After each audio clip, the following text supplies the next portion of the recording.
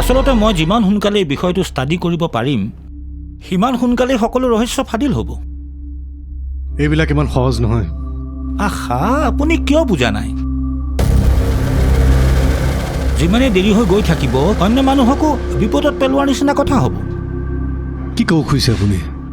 চাওক, যি শক্তিয়ে এই কামবোৰ কৰি আছে তাৰ নিশ্চয় কিবা এটা উদ্দেশ্য আছে যিটো আমি নাজানো।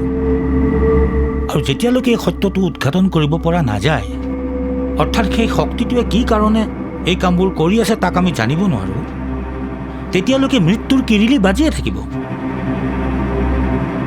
আৰু সেই শক্তিৰ হাতত কোনে কোনে প্ৰাণ হেৰুৱাবলগীয়া হয় একো ঠিক নাই। কিন্তু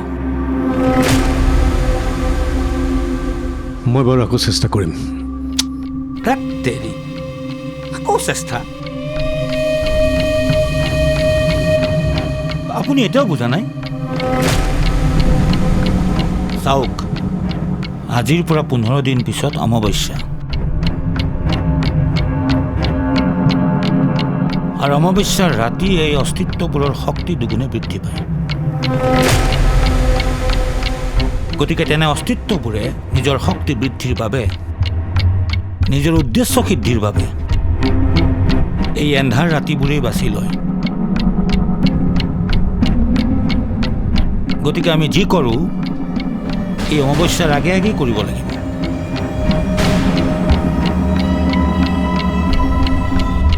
এইবাৰ আপুনি বুজি পাইছে চাগে মই কি ক'ব বিচাৰিছোঁ?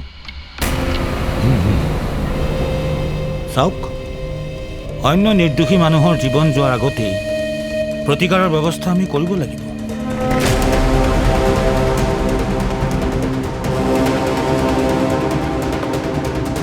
আহিছোঁ।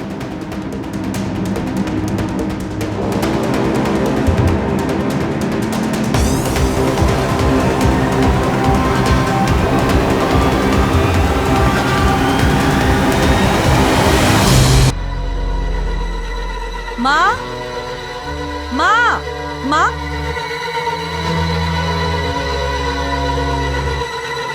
কি হ'ল? ইমান কেলে চিঞৰিছ? মা, সুকন্যা ঘৰত নাই। এই আছে ক'ৰবাত চাগে। নাই অ', কিটচেন, বেলকনি, আগফাল পাছফাল ঘৰত সকলোতে চালোঁ, ক'তোৱে নাই। কি? ক'ত গ'ল তেতিয়াহ'লে? আৰু এই প্ৰণয় ক'ত? সি দেখোন কালিৰ পৰাই নাই। ৰাতি যে ডিউটি কৰিবলৈ গ'ল, এতিয়া দুপৰীয়া হ'ল, তাৰ দেখোন দেখা দেখিয়ে নাই। ক'ত গ'ল বাৰু তাই? আগে পিছে দেখোন এনেকৈ নাযায়।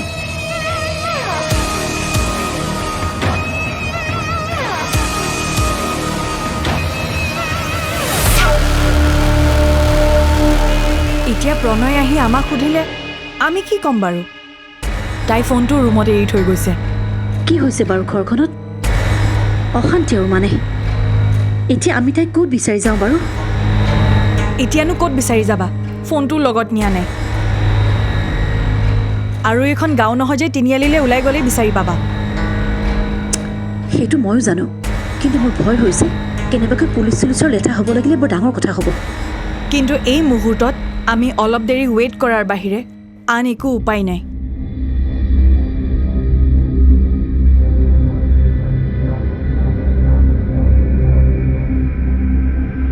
ক'ত যাব পাৰে বাৰু তাই? ৰাতিপুৱা তই দেখিছিলে নাই? দেখিছিলোঁ।